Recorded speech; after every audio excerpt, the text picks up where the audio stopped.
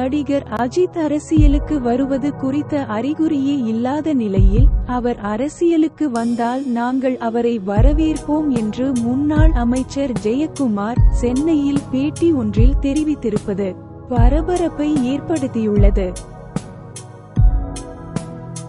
திரை உலகை சேர்ந்த பலரும் கட்சி ஆரம்பித்து அரசியலுக்கு வந்துள்ளனர். சிவாஜி கணேசன், சரத்குமார், விஜயகாந்த், கமல்ஹாசன் முதல் தளபதி விஜய் வரை ஏராளமான நடிகர்கள் அரசியல் கட்சி ஆரம்பித்துள்ளனர் என்பது தெரிந்ததே.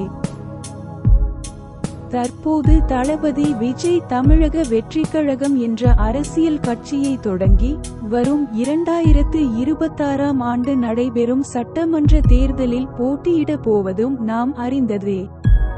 அதுமட்டுமின்றி நடிகர் விஷால் அரசியலுக்கு வரப்போவதாகவும் 2026ஆம் ஆண்டு அரசியல் களம் காண இருப்பதாகவும் சமீபத்தில் அளித்த பேட்டியில் தெரிவித்துள்ளார். ஜெயக்குமார் கூறியபடியே அஜித் அரசியலுக்கு வருவாரா?